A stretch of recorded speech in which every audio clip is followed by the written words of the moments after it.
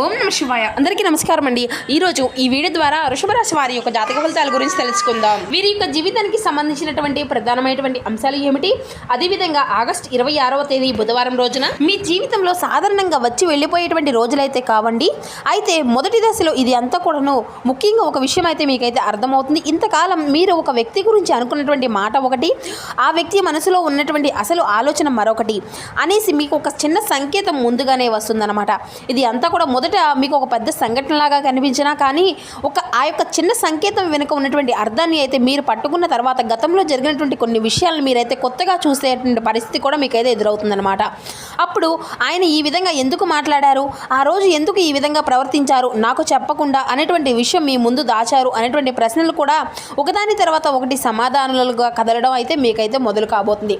అసలు దీనంతటికీ కలిగినటువంటి కారణం ఏంటి, ఇటువంటి పరిస్థితులు ఎందుకు ఎదురు కాబోతున్నాయి అనేటువంటి వివరాలన్నీ కూడా పూర్తిగా ఈ వీడియో ద్వారా తెలుసుకుందాం. ప్రతి ఒక్కరి జీవితంలో ఎన్నెన్నో సమస్యలు, ఎన్నెన్నో ఇబ్బందులు, ఇటువంటి సమస్యలతో బాధపడుతూ ఎక్కడెక్కడ జ్యోతిష్యం చెప్పించుకొని నిరాశ చెందినటువంటి వ్యక్తులు అయితే చాలా మంది ఉండుంటారు కదండి. మరి ఇటువంటి వారి అందరికీ కూడా శ్రీ వారాహి అమ్మవారి యొక్క దివ్య ఆశీస్సులతో జ్యోతిష్యం చెప్పబడినండి గురువు గారు శివశక్తి రాజు గారు. మనం ఎక్కడ ఉన్న చోటనే ఉన్నటువంటి మన యొక్క గురుగారిని అయితే ఒక చిన్న ఫోన్ కాల్ ద్వారా కాంటాక్ట్ అవ్వచ్చండి. మన గురుగారి యొక్క కాంటాక్ట్ నెంబర్ వచ్చేసి 6300676472. అది మీకు ఏ విధమైనటువంటి సమస్య అయినా కావచ్చు, కుటుంబం, వ్యాపారం, కోర్టు, విదేశీ ప్రయాణం, ఆరోగ్యం, రాజకీయం, సంతానం, ప్రేమ, పెళ్లి మొదలగు ఎటువంటి గుప్త సమస్యలకైనా మనకి గురుగారు మంచి పరిష్కార మార్గం అయితే విత్ ఇన్ డేస్లోనే మీకైతే లభిస్తుందండి. నమ్మకదగినటువంటి గురువు గారు, ఒక్కసారి నమ్మకంతో ప్రయత్నించి చూడండి, మీకున్నటువంటి సమస్యల చిక్కుల వలన అయితే ఖచ్చితంగా బయటపడగలుగుతారు. ఇక ముఖ్యంగా వివరాల్లోకి వస్తే కనుక వృషభ రాశి అనేది రాశిచక్రంలో 2వ రాశి.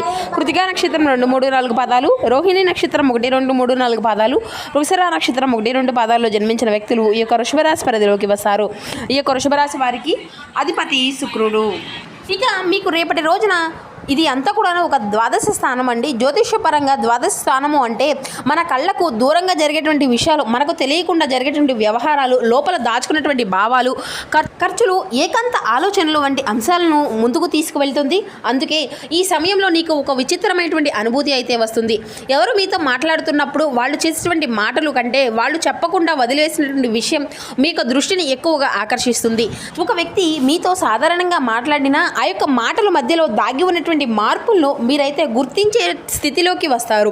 ఇక్కడ శుక్రగ్రహం ఒక ముఖ్యమైనటువంటి విషయం అయితే తెలియజేస్తుంది. మీరు ఇంతకాలం ఒక వ్యక్తిని అతని యొక్క మాటలు ఆధారంగా అర్థం చేసుకున్నారు, కానీ ఇప్పుడు అతని యొక్క ప్రవర్తనను గమనించి అర్థం చేసుకునేటువంటి దశ అనేది మొదలవుతుంది. మాటలు ఒకేలా ఉన్నా కానీ సందర్భంలో మార్పు అనేది ఉంటుంది. గతంలో మీకు వెంటనే సమాధానం ఇచ్చినటువంటి ఆ యొక్క వ్యక్తి ఇప్పుడు ఒక విషయాన్ని దాచేస్తారట. మీతో ఒక విషయాన్ని చెప్పినా కానీ ఆ యొక్క వ్యక్తి అదే విషయాన్ని మరో సందర్భంలో కొంచెం మార్పు అనేది తెలియజేస్తారు. మీరు అడగకపోయినా కానీ కొన్ని విషయాలు మీ ముందుకు వస్తాయి. ఈ యొక్క మార్పులన్నీ కూడా కలిసి చూసినప్పుడు అసలు విషయం ఎక్కడ దాగి ఉందో మీకే అర్థమవుతుంది. ఇది ఎంత కేవలం అనుమానం గురించి కాదు, మీకు తెలియకుండా ఒక సంఘటన అనేది నడుస్తుంది అనేటువంటి భావన అనేది స్పష్టించడం కూడా మీకైతే కాదండి. అయితే రేపటి రోజున కొన్ని సంకేతాలు తద్వారా తీర్పును మార్చకుండా ఒక్కొక్కటిగా కలిసి చూడడం ముఖ్యం. ఎందుకంటే మీకు ఎదురైనటువంటి అసలు బలం, మీలోని గమనించేటువంటి శక్తి, ఇంతకాలం మీరు ఒక వ్యక్తిని కాపాడడానికి, ఒక బంధాన్ని నిలబెట్టుకోవడానికి, ఒక పరిస్థితిని ప్రశాంతంగా ఉంచడానికి చాలా విషయాలను పట్టించుకోకుండా వదిలేశారు. కానీ ఇప్పుడు అదే విషయాలను మీరు మళ్ళీ గుర్తు చేసుకుంటారు. ఇప్పుడు మీకు ఒక విషయం అనేది స్పష్టమవుతుంది. నేను తప్పుగా అర్థం చేసుకున్నానా, లేకపోతే నాకే పూర్తిగా నిజము అనేది చెప్పలేదా అనేటువంటి ప్రశ్న అనేది మీలో బలంగా మొదలవుతుంది. ఇక్కడ బుధగ్రహం పాత్ర అనేది మొదలవుతుందండి.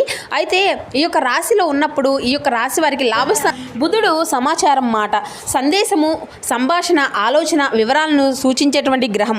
అందుకే మీకు దాచిన నిజం నేరుగా ఒక పెద్ద ప్రకటన రూపంలో రావడం కంటే కూడాను ఒక మాట లేదంటే ఒక మెసేజ్, ఒక చిన్న సమాచారం, ఒక వ్యక్తి చెప్పినటువంటి వివరంలో కనిపించే తేడా, ఈ విషయాలన్నింటినీ ద్వారా కూడా మీకు అర్థమయ్యేటువంటి స్థితికి అయితే బలంగా ఉంటుందన్నమాట. మీరు ఒక మాట వింటారు, ఆ యొక్క మాట సాధారణంగానే ఉంటుంది, కానీ అదే సమయంలో మీకు గతంలో విన్నటువంటి మరొక మాట గుర్తుకు వస్తుంది. ఈ రెండు మాటలను కలిసి వచ్చినప్పుడు ఒక చిన్న ఖాళీ అనేది కనిపిస్తుంది కదండి. ఆ యొక్క ఖాళీనే అసలు విషయం. ఇక్కడ ఏదో మీకు నాకు తెలియగా పూర్తిగా చెప్పలేదు అనేటువంటి లోపము అనేది మీకు పూర్తిగా అర్థమవుతుందన్నమాట. ఇదంతా కూడా ఒక స్పష్టత ఇక్కడ మొదలవుతుందండి. ఇదే బుధగ్రహం మీకు ఇచ్చేటువంటి ముఖ్యమైనటువంటి సంకేతం. మీ ముందుకు వచ్చేటువంటి సమాచారాన్ని మీరు కలిపి చూడాలి. ఒకే మాటను పట్టుకొని నిర్ణయం అనేది తీసుకోవడం కాదు, 2, 3 వివరాలు ఒకే దశలో చూపించినప్పుడు మాత్రమే అసలు అర్థాన్ని అయితే తెలుసుకోవాలి. ఇక ఈ యొక్క ప్రభావం మొదటి సంకేతాలుగా పనిచేస్తుంది. ఈ రోజున మీకు ఒక వ్యక్తి నుండి వచ్చేటువంటి చెప్పేటువంటి ఆ యొక్క మాట, ఒక చిన్న సమాచారం లేదంటే మీరు గమనించేటువంటి ప్రవర్తన మీ యొక్క దృష్టిని ఆకర్షిస్తుంది. ఉదయం నుండి సాయంత్రం వరకు సాధారణంగా సాగుతున్నటువంటి రోజుగా మధ్యలో ఒక చిన్న విషయం మీకైతే ఆలోచనలోకి మార్చేస్తుంది అనమాట. ముఖ్యంగా మీకు చాలా కాలంగా పరిచయం ఉన్నటువంటి వ్యక్తి విషయంలో ఒక మార్పు అనేది కనిపిస్తుంది. ఆ వ్యక్తి మీకు దూరంగా వెళ్ళిపోయాడు అనేసి అర్థం కాదు, కానీ మీకు తెలియకుండా ఆ యొక్క వ్యక్తిని తనలో ఒక నిర్ణయం తీసుకున్నాడు అనేటువంటి భావన కలిగించేటువంటి సంకేతం అయితేగా మీకైతే వినిపిస్తుంది. రాత్రి ఈ విషయంలో మీ యొక్క మనసులో ఎక్కువగా తిరుగుతూ ఉంటుంది.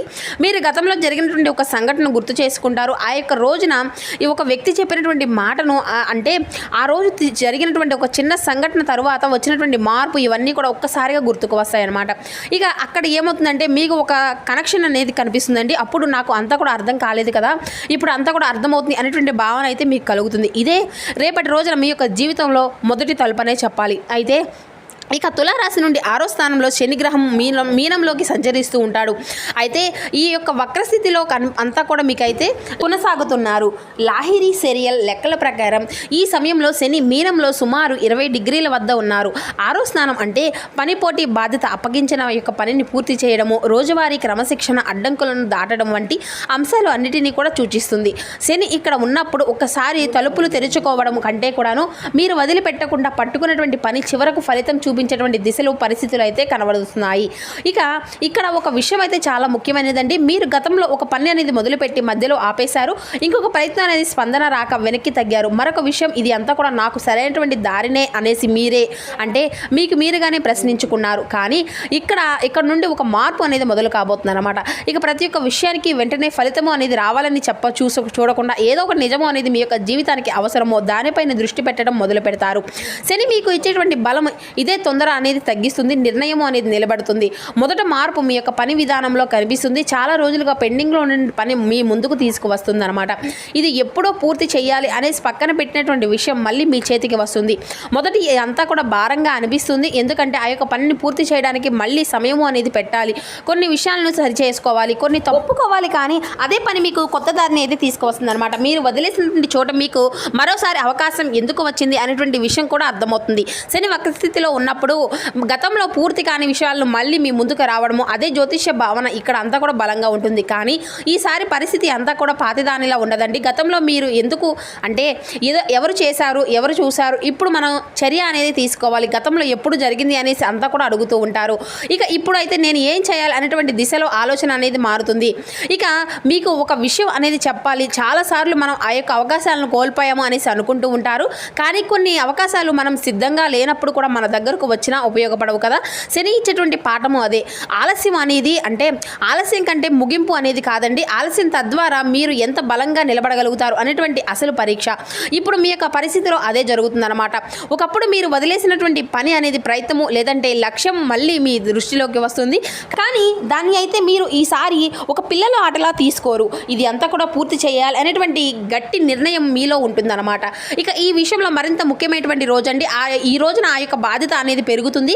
ఒక పని మీపై పూర్తిగా పడుతుందన్నమాట. ఎవరో చేయవలసినటువంటి పని మీ దగ్గరకు రావడము, మీరు తీసుకున్నటువంటి బాధ్యతను మధ్యలో వదలకుండా పూర్తి చేయాల్సినటువంటి పరిస్థితి రావడము, లేదంటే మీకు కెరియర్లో ఒక నిర్ణయాన్ని ఇంకా ఆలస్యం చేయలేనటువంటి స్థితి రావడం కూడా జరగవచ్చు. ఇక ఇక్కడ శని అయితే మీకు భయాన్ని ఇవ్వడం కాదండి, మీలో ఉన్నటువంటి సామర్థ్యాన్ని బయటకు తీసుకురావడానికి ఒత్తిడి అనేది పెంచుతుంది. మీరు ఉద్యోగం చేస్తున్నా, వ్యాపారం చేస్తున్నా, స్వయం ఉపాధిలో ఉన్నా కానీ ఒక విషయం మాత్రం అయితే స్పష్టంగా ఉంటుంది. ఇంకా కొంతకాలం చూద్దాము అనేటువంటి పద్ధతి పని చేయదు అనమాట.